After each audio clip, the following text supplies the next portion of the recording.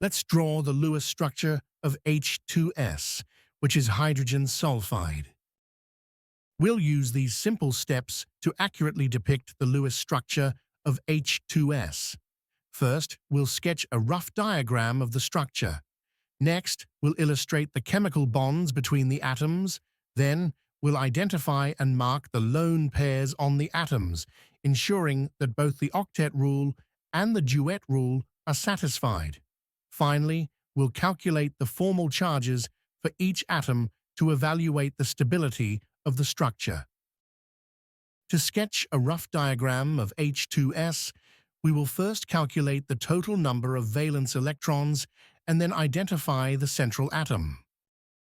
The total number of valence electrons in H2S can be determined by summing the valence electrons of each atom.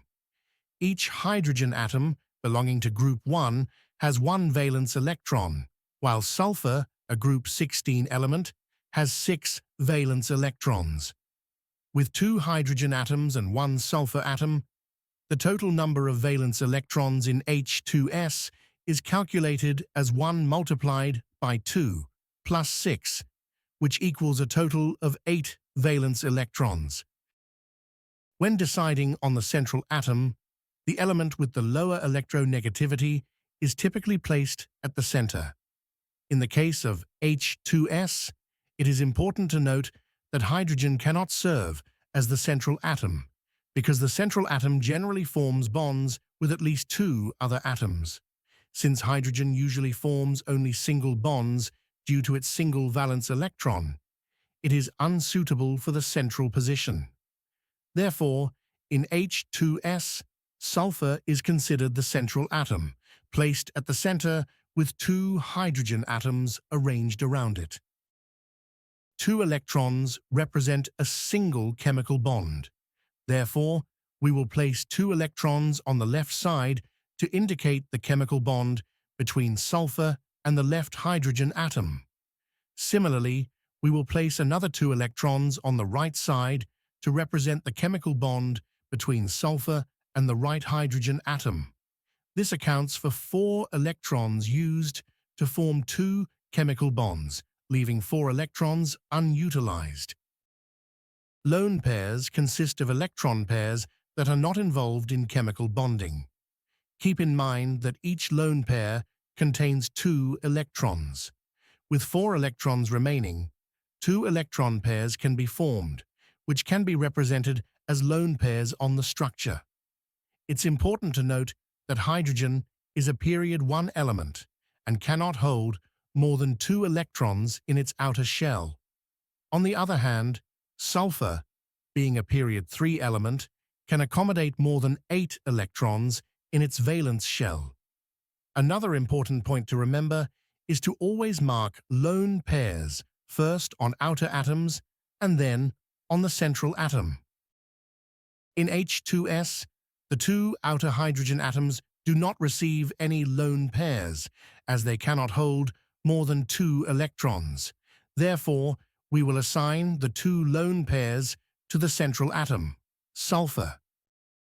The 2 outer hydrogen atoms each satisfy the duet rule, while the central atom, sulfur, fulfills the octet rule. Now let's evaluate the stability of the structure by calculating the formal charges.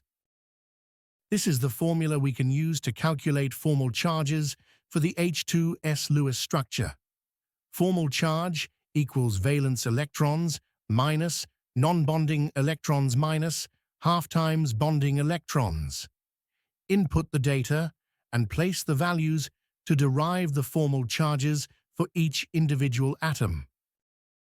For each hydrogen atom, valence electrons equals 1, non-bonding electrons equals 0, and bonding electrons equals 2.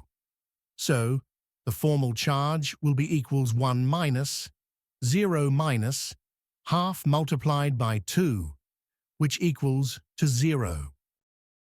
For sulfur atom, valence electrons equals 6, non-bonding electrons equals 4, and bonding electrons are also 4. So, the formal charge will be equals 6 minus, 4 minus, half multiplied by 4, which equals to 0. The formal charges of the hydrogen and sulfur atoms are noted, showing that the current structure is stable, as the formal charge on each atom is 0.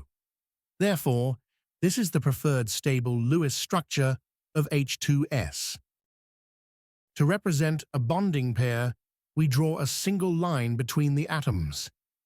There is one pair of electrons between sulfur and each hydrogen atom, so we draw one line between them, indicating that sulfur is singly bonded to the two hydrogen atoms in the H2S Lewis structure. So, that's the Lewis structure of H2S.